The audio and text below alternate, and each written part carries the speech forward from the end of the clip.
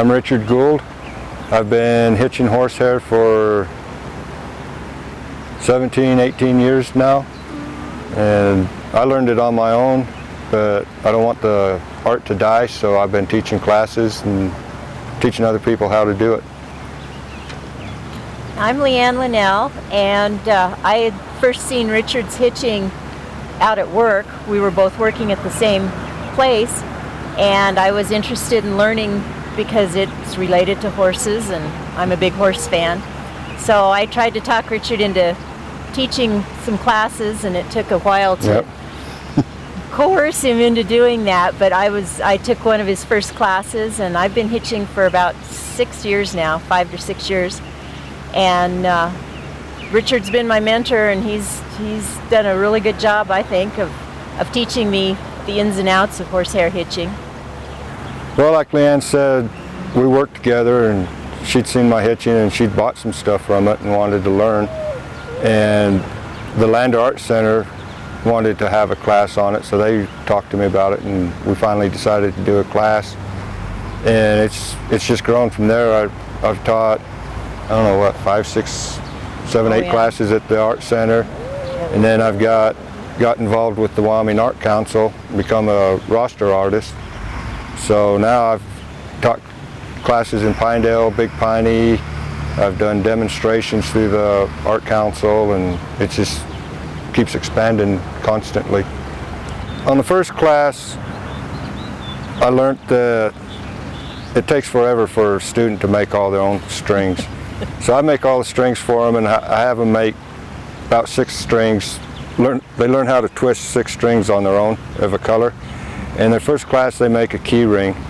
And by doing a key ring and putting a diamond in it, they can learn all the different hitches that goes into a project. So they learn the front hitch, the back hitch, how to put a design in, how to do something straight. And then with Leanne, she wanted more. So each time we got together, we'd progress. She did a couple key rings, and then she did a hat band, and she's just progressed on from there. But she's learned how to twist her hair, she's learned how to hitch, dye them, figure out her patterns, draw them out, count, and all that stuff. The thing that struck me was the time that it took to make strings. And in order to hitch, you have to have strings. And it's, for me, a long process. It's difficult, actually, because you have to twist them with your fingers. And I could only do so many at a time, but I found a spinning wheel, and so now I make my strings with the spinning wheel, and it goes much faster, and I think it makes a little better string. But overall, it is time consuming, but it's so rewarding to see all this time and effort and everything, and then what you've created. And it's a piece of usable art, basically. Or you can use it as a working bridle or keychain, whatever, but it can also be a piece of art. And it's a very rewarding hobby, or however far you want to take it. You can, definitely go on and make a lot of money well, not a lot of money, I'm sure someday maybe, but you can make money at it, and it is a craft that's kind of died out a little bit. It was big in the prisons, and that was where a lot of it was taking place, and out in the general public it was falling off. And now I think, through the help of Richard and some of the other people that are promoting it, it's becoming an art again that's being produced, and a lot of people are getting into it. And trying to perfect it and work with it. I enjoy making items for myself. I do quite a few items to donate for different causes. I usually donate for the Paws and Pearls benefit to help the animal shelter in Riverton every year, do some sort of horsehair project. And I've also done commission things people have asked me to do. And I don't have that many of my own items left because they usually get sold. But I just like to continue onward, and I think maybe somewhere down the road I could probably teach, but as long as Richard's still here, I'm going to let him teach. I'm going to keep teaching it. I want to see more people get involved in it. I do make a lot of stuff to sell and do donate some stuff. And like Leanne was saying, I mean, after 17 years, I think I've only got 3 items that I made that are actually mine. Everything else is either given away or sold or something. So, but I enjoy teaching people, and I want to keep it going. It's one of the oldest art form crafts around, and I don't want to see it die out.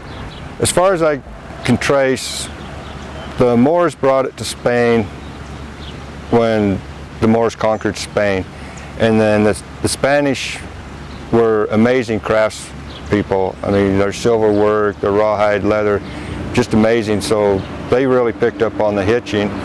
And then when Spain come over to the Americas, they brought it with them, and the missions, a lot of the missions taught it to the Indians, and you know, it grew from there.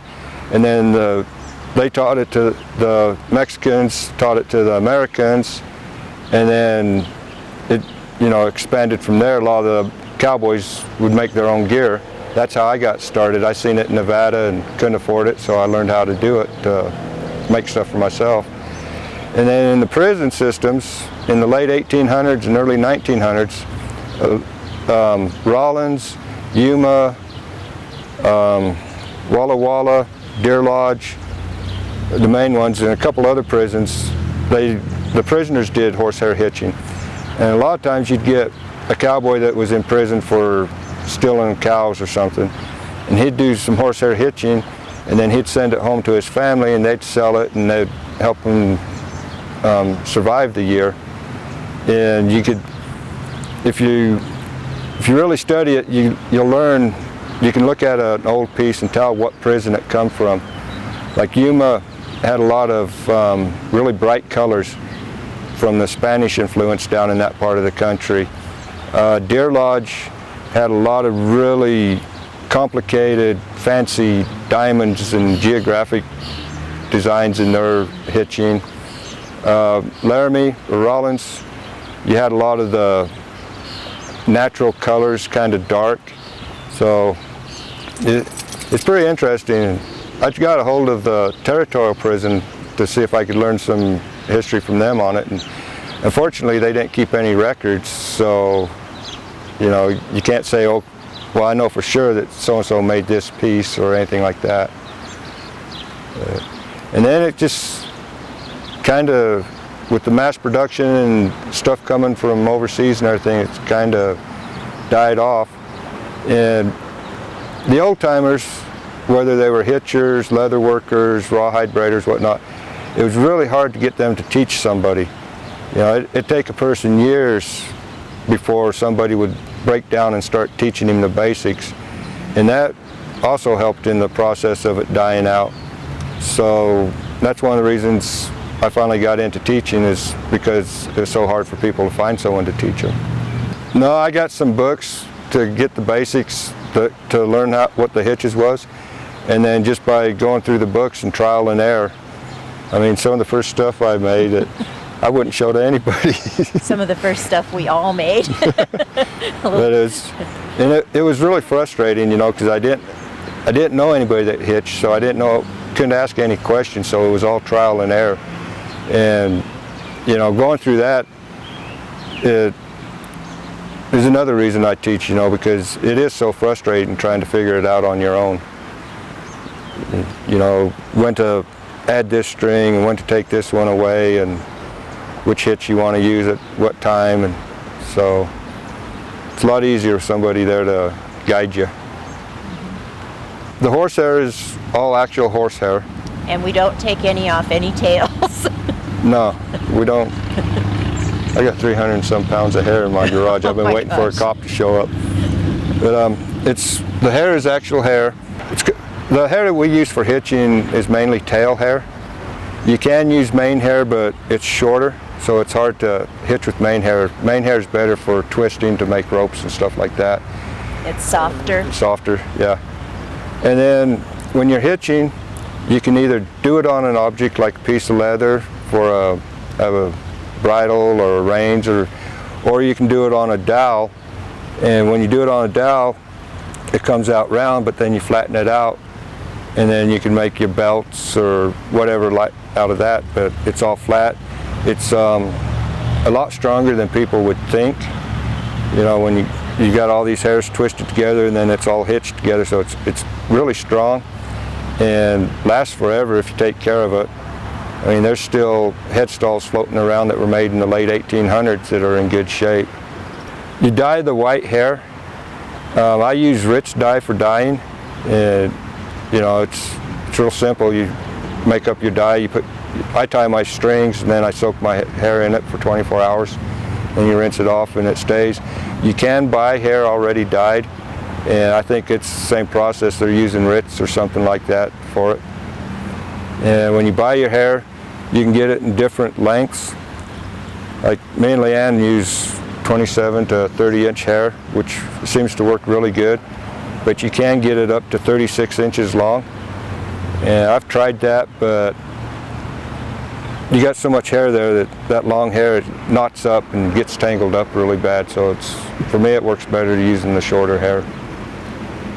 I think the Wyoming Art Council is an amazing outfit, and they've done a lot of great stuff for not only me, but a lot of artists in the state. And I think they need more recognition for what they do. They're a wonderful outfit. Oh yes, I'm very appreciative to the Wyoming Arts Council. It allowed Richard and I a chance to get together just about weekly and work, you know, in a condensed form of getting the hitching done. It allowed me to actually focus on it. You know, when I'm at home, things get in the way. You got to do laundry, or you've got to, you know, all this other stuff goes on. And through the Arts Council and having the grant, we were, I don't want to say forced, but it had us in a block of time every week to where that was all we had to worry about. And it helped immensely with my techniques, with how I want to progress onward and how I want to advance. And hopefully it helped Richard too, because we can kind of bounce ideas back and forth off each other and go, hey, what do you think about this? And, well, I tried that once and that was a catastrophe, or, you know, something like that. But they were, you know, through the grant and everything, it allowed us a lot of room to progress and become better, and hopefully promote the craft of horsehair hitching to other people and get it out there where it's a better product and just more recognizable. She's getting good enough. I gotta keep pushing myself to stay ahead of her.